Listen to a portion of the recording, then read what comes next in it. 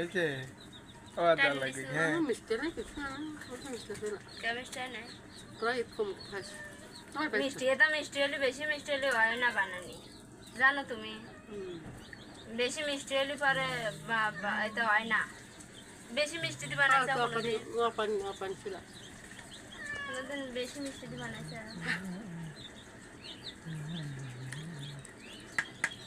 বেশি মিষ্টি দিলে হয় না জানো